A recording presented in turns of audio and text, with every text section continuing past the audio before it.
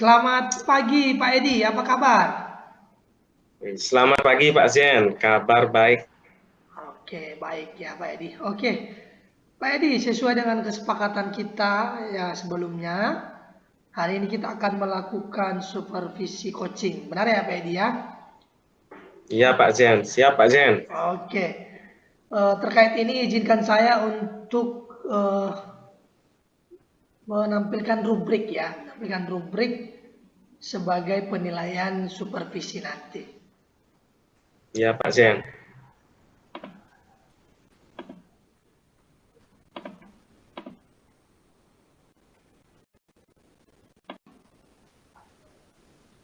Sudah terlihat Pak Edi? Sudah Pak Zen, sudah Oke, jelas terlihat. baik. Hmm. Pak Edi, di supervisi kali ini ada 3 kompetensi ya Pak Edi ya.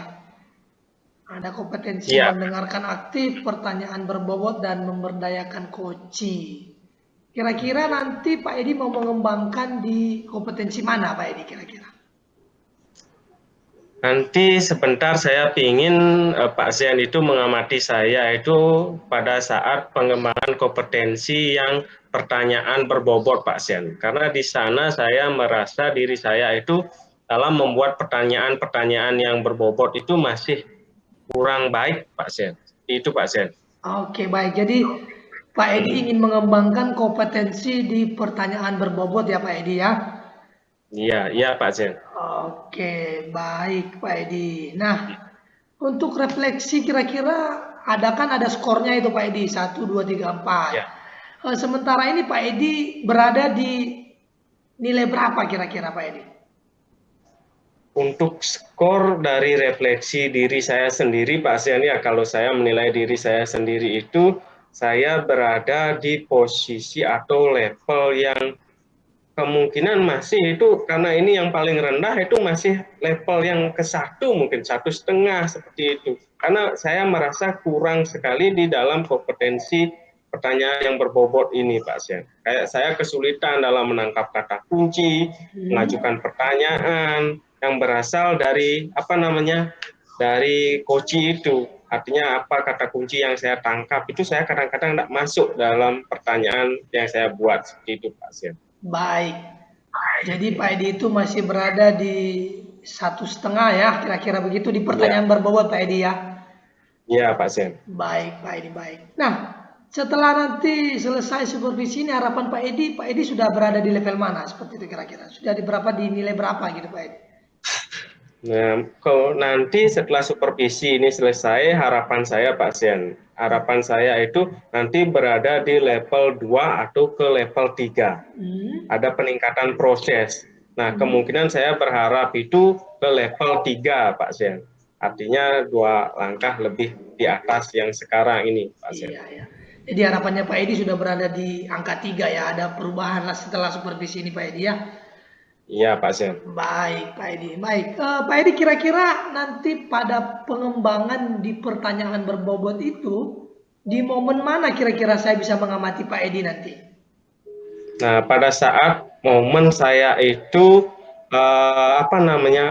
bertanya dengan coach saya Pak Zen, Mm-mm. apakah pertanyaan yang saya buat itu sudah termasuk pertanyaan yang berbobot, apa masih pertanyaan yang terbuka seperti itu Pak Zen. Saya ingin pengamatan Pak Zen nanti pada saat mengajukan pertanyaan seperti itu Pak Zen. Oke, jadi Pak Edi fokus di pada saat mengajukan pertanyaan kepada coach seperti itu ya Pak Edi ya? Ya, ya. Di Oke. sana saya ingin diamatinya langsung oleh Pak Zen seperti itu. Oke, baik Pak Edi. Jadi Ya, memang sudah ada area pengembangan di pertanyaan berbobot, kemudian refleksi diri saat ini masih di level 1,5, tapi harapannya nanti bisa meningkat atau signifikan di level 3, seperti Pak Edi ya. iya, Dan, betul sekali Pak Zen. dan nanti pertanyaan-pertanyaan yang diajukan ke coach itu disitulah momen-momen kita bisa saya mengamati Pak Edi seperti itu. Iya, iya Pak Zen, siap. Baik Pak Edi, saya pikir sudah berjalan dengan baik dan Pak Edi nanti akan melakukan coaching kepada coachi yaitu Miss Yudi ya. Ya, nanti Ya, akan iya, melakukan siap. coaching ya. Izinkan saya selama proses coaching ini berlangsung, saya akan mencatat bagaimana jalannya coaching ya Pak Edi ya. Ya, siap Pak Asian. Baik, baik. Silakan Pak Edi dilanjutkan dengan coaching. Terima kasih. Baik, terima kasih atas waktunya Pak Asian. Nah, baik, terima kasih Miss Yudi. Apa kabarnya hari ini? Baik, Pak Edi, terima kasih banyak lo sudah meluangkan waktu untuk saya. Saya ingin berdiskusi, curhat-curhat di sini, Pak Edi. Ya, baik Miss Yudi. Kira-kira Miss Yudi akhir-akhir ini saya lihat mukanya, semangatnya itu berbeda dengan hari-hari biasa. Mungkin ada masalah atau bagaimana Miss Yudi? Ya, betul sekali Pak Edi. Jadi akhir-akhir ini saya menemukan sebuah, bukan kasus ya Pak ya, bisa dikatakan sebagai permasalahan sih Pak ini. Ini kan sudah di akhir semester pertama ya. Jadi saya melihat ada beberapa anak-anak di kelas saya itu yang motorik halusnya kurang berkembang dengan baik seperti itu Pak Edi. Okay. Oh, ya. Jadi permasalahannya tentang motorik halus siswa Miss Yudi ya. Kira-kira ada yang bisa saya bantu Miss Yudi untuk mengatasi kendala Miss Yudi tersebut? Kira-kira. Benar sekali Bapak. Jadi mungkin saya ingin ada teman untuk saya berbagi mengenai permasalahan saya ini, sehingga nantinya saya bisa melakukan yang terbaik untuk anak-anak ke depannya seperti itu Pak Edi. Ya. Baik, mudah-mudahan saya bisa membantu ya Miss Yudi ya. Nah, kemudian dari perbincangan kita ini, apa sih harapan atau tujuan atau hasil dari diskusi kita hari ini bagi Miss Yudi ke depannya? Okay. Mungkin tujuannya agar saya bisa menemukan apa yang harus saya lakukan untuk anak-anak ini, sehingga kemampuan motorik halus anak-anak ini bisa meningkat seperti itu Pak Edi. Ya. Nah, motorik halus ya. Nah, saya tertarik jadinya. Nah, kira-kira motorik halus itu seperti apa Miss Yudi? Artinya bisa Miss Yudi ceritakan sedikit permasalahan Miss Yudi tersebut. Begini Bapak, kalau di TK itu ada namanya fine motor sama gross motor. Jadi kalau gross motor itu anak-anak bisa kayak memanjat menggunakan otot-otot besarnya. Sementara kalau motorik halus itu antara koordinasi antara mata, tangan. Jadi anak-anak tuh contoh-contoh kegiatannya kayak misalkan dia menebalkan, memegang gunting, seperti itu Pak. Ya, ini saya melihat ada beberapa anak yang dia kayak memegang pensil aja belum benar gitu loh Pak. Jadi kayak masih menggunakan 5 jari seperti ini Pak. Jadi digenggam seperti itu gitu. Sementara ini kan sudah sudah 6 bulan mereka belajar ya. Tapi masih ada anak yang seperti itu, kayak memegang gunting tuh masih bingung yang mana tangan yang dimasukin seperti itu. Jadi itu sih Pak. Jadi saya akhir-akhir ini mencari apa sih yang harus saya lakukan seperti itu Pak Edi. Iya. Oke, Miss Yudi, dari pengamatan Miss Yudi tersebut ya tentang motorik halus siswanya kan seperti itu ya. Nah, sekarang kira-kira posisi anak-anak itu kalau kita anggap dari level 1 ya sampai level 10. Kira-kira posisi anak-anak itu yang mengalami motorik halusnya belum berkembang itu ada di level berapa kira-kira menurut Miss Yudi? Kalau saya amati ya Pak ya, itu mereka ada di level 5 Pak. Sementara ya di level 5 sementara dilihat dari jangka waktu mereka di sekolah itu kan seharusnya mereka ada di level 7 atau di level 8 Pak, seperti itu Pak. Ya, berarti selanjutnya Miss Yudi ingin mereka itu berada di level berapa Miss?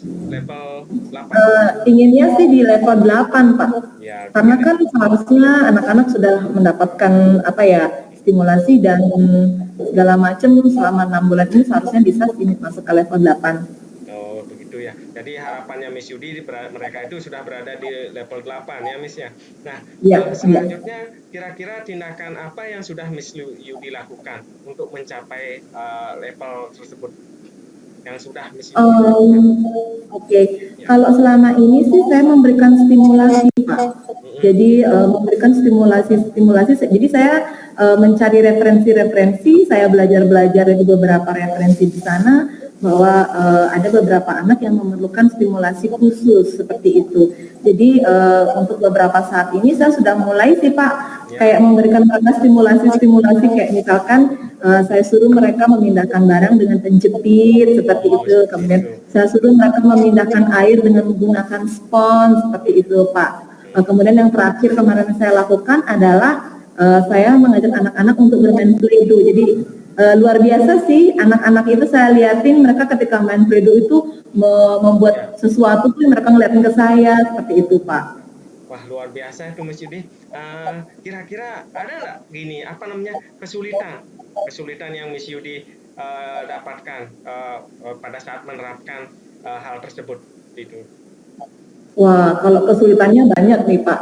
Yang pertama mungkin dari latar belakang mereka ya Pak ya. Mereka itu kan anak-anak yang dari golongan menengah ke atas ya Pak ya. Jadi mereka tuh yang sudah terbiasa untuk dilayani. Sementara di sini mereka diperlakukan dengan sama seperti itu. Jadi ketika saya memberikan stimulasi, saya tidak bisa mendampingi secara full karena kan saya harus bergiliran ke anak-anak yang lainnya. Yang kedua, kemampuan mereka itu juga berbeda-beda. Jadi kemampuannya, minatnya di sana kan berbeda-beda. Jadi saya harus mencari cara bagaimana saya memenuhi kebutuhan mereka masing-masing. Di situ sih kesulitannya. Jadi harus banyak kegiatan yang saya ciptakan untuk merangsang atau menstimulasi motorik halus mereka sesuai dengan bakat, minat dan kebutuhan mereka. Begitu Pak Edi. Oh ya, wih, luar biasa itu Miss Yudi. Nah, setelah kita bercerita tadi itu cerita Miss Yudi luar biasa, artinya bagaimana sekarang perasaannya Miss Yudi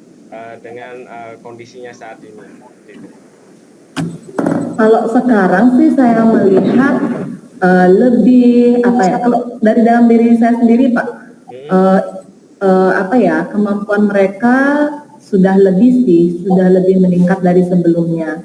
Saya merasakan, oh ternyata stimulasi yang saya berikan ini lumayan ya, ada manfaatnya gitu. Mungkin nanti ke depannya mungkin akan saya teruskan kembali seperti itu Pak, dengan merancang kegiatan-kegiatan lainnya yang menstimulasi motorik halusnya, seperti itu Pak. Baik, luar biasa itu Miss Yudi. Nah, terkait tadi dari apa yang sudah kita bahas bersama Miss Yudi ya. Nah, sekarang bagaimana, apakah ada rencana-rencana yang akan Miss Yudi lakukan untuk kedepannya, itu rencana apa saja sih yang akan Miss Yudi lakukan mengenai dengan permasalahan motorik halus siswanya tadi itu, Miss Yudi? Ya, bisa diceritakan. Kalau untuk rencana ya Pak, ya saya di benak saya itu saya ingin seperti ini. Mungkin dari dalam diri saya dulu, mungkin saya harus banyak belajar dari referensi-referensi yang lainnya, mencari sumber-sumber melalui buku, jurnal, ataupun YouTube, ataupun referensi-referensi lainnya. Kemudian dari sana mungkin saya bisa mendapatkan inspirasi kegiatan yang bisa merangsang atau menstimulasi motorik halus anak, seperti itu. Kemudian yang ketiga mungkin saya akan bekerja sama ya Pak ya kepada orang tuanya. Jadi tidak hanya saya sebagai teacher harus memberikan stimulasi di sekolah, melainkan juga orang tua juga nanti sebisa mungkin melakukan hal yang sama di rumah, memberikan stimulasi kepada anaknya, seperti itu Pak. Jadi itu sih rencana saya. Jadi saya akan berkolaborasi dengan orang tua, rekan sejawat, dan juga dengan anak-anak, seperti itu Pak. Iya, baik Miss Yudi. Berarti Miss Yudi punya beberapa rencana tadi ya, ada berkoordinasi dengan orang tua yang seperti itu. Nah, ada nggak skala prioritasnya? Yang mana kira-kira Miss Yudi akan yang terapkan lebih dulu? Artinya prioritaskan untuk permasalahan Miss Yudi ini menjadi lebih bisa diatasi seperti itu. Kira-kira rencana prioritas yang mana yang ingin Miss Yudi lakukan pertamanya? Oke, kalau mungkin skala prioritasnya adalah merancang kegiatan di sekolah ya Pak. Karena kan memang anak-anak itu memang kita berikan stimulasi di sekolah, kita bisa langsung memantau, kita langsung bisa melihat dan melihat perkembangan anak-anak itu sendiri. Jadi saya akan lakukan dulu kayak pemilihan kegiatan yang sesuai dengan pemenuhan kebutuhan siswa mengenai motorik halus ini. Nanti setelah itu yang kedua baru saya akan koordinasikan dengan orang tuanya. Jadi skala prioritasnya adalah merancang kegiatan untuk di sekolah, gitu Bapak. Merancang kegiatannya, saya tertarik sekali Miss Yudi. Kira-kira bentuk kegiatan spesifiknya itu kira-kira seperti apa? Kegiatan apa? Itu luar biasa yang Miss Yudi sampaikan tadi. Cuma saya ingin tahu rencananya itu seperti apa, seperti itu. Mungkin yang ada mungkin bisa diceritakan. Baik Bapak, terima kasih. Kalau saya sih baru melihat referensi ya Pak ya. Baru-baru ini saya melihat referensi mengenai bagaimana merancang atau menstimulasi motorik halus anak. Jadi itu banyak sekali kayak kegiatan merunce. Nanti saya akan integrasikan dengan topik-topik yang ada seperti itu Pak. Kemudian membuat kolase.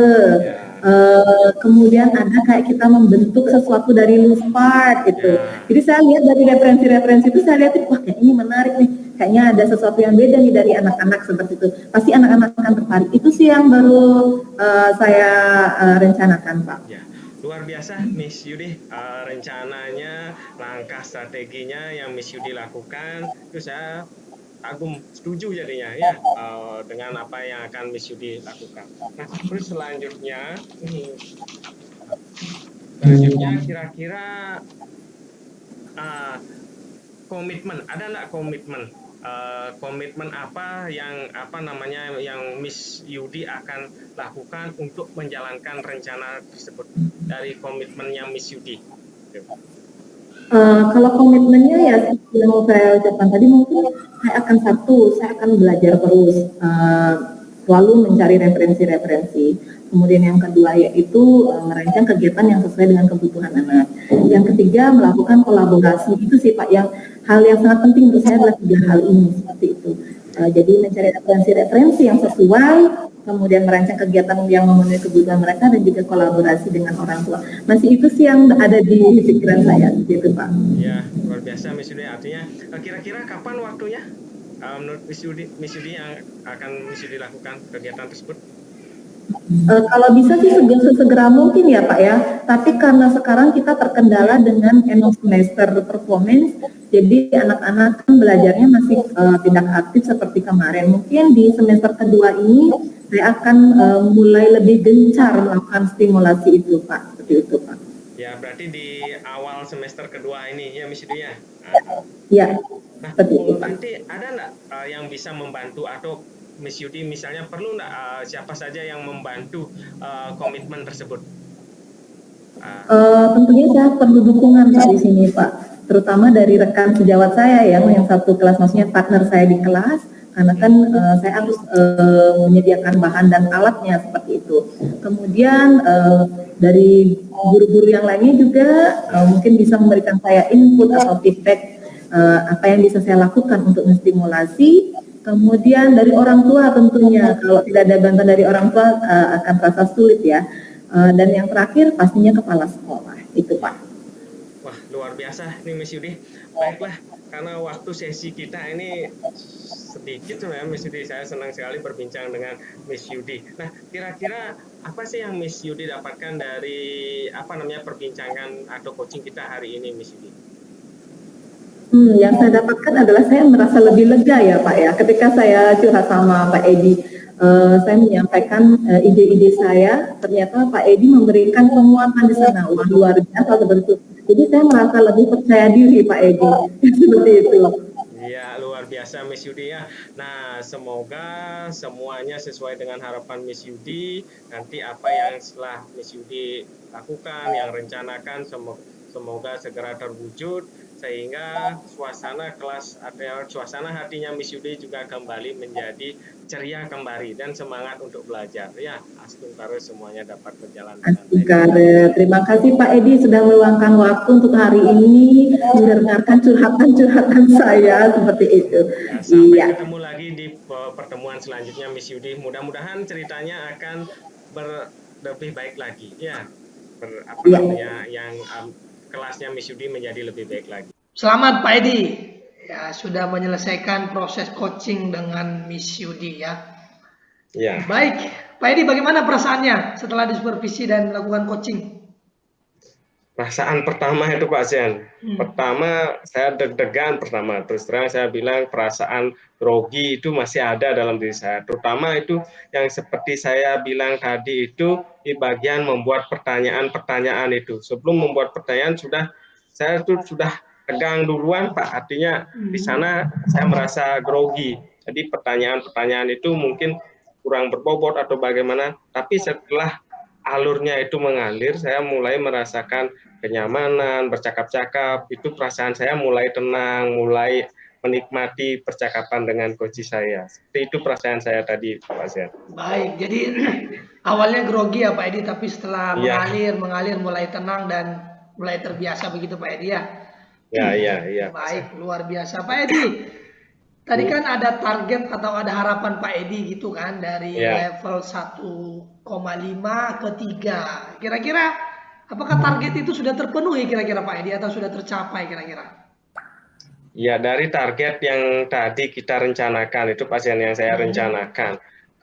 Tadi saya menilai untuk refleksi diri saya, kemungkinan itu meningkat dari 1,5 mungkin jadi 2 itu pasien. Sudah mungkin saya merasakan peningkatan diri saya itu pada saat membuat pertanyaan berbobot itu di level yang kedua. Itu menurut pengamatan dari apa yang setelah saya rasakan tadi dalam melakukan proses coaching itu, pasien. Iya, yang intinya ada peningkatan lah Pak Edi ya, sebelum dan sesudah kan begitu ya. Iya, pasien. Iya.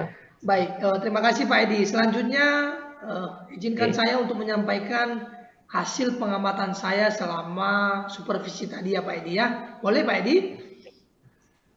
Boleh Pak Zen, silahkan. Ya, yang pertama itu saya lihat percakapan coaching Pak Edi dengan coach itu sudah berjalan dengan sangat baik ya. Sudah berjalan dengan sangat baik dan luar biasa dan sudah sesuai dengan alur yang sudah direncanakan tadi di pra observasi seperti itu. Jadi saya lihat memang sudah berjalan dengan baik dan luar biasa. Nah, kedepannya mungkin harus lebih ditingkatkan mungkin seperti yang Pak Edi bilang tadi di pertanyaan berbobot itu Pak Edi ya. Ya, tapi segala sesuatu sudah berjalan dengan baik dan sangat baik Pak Edi gitu. Itu pengamatan saya Pak Edi. Kemudian izinkan saya untuk memberikan penguatan sedikit Pak Edi, boleh ya Pak Edi? Ya, silahkan Pak Zen. Terima kasih atas penguatannya. Ya, silahkan. Jadi kalau saya lihat memang ketenangan itu perlu sekali Pak Edi. Jadi ketika kita melakukan coaching, ya Pak Edi mungkin harus lebih tenang, jangan terburu-buru, pelan-pelan.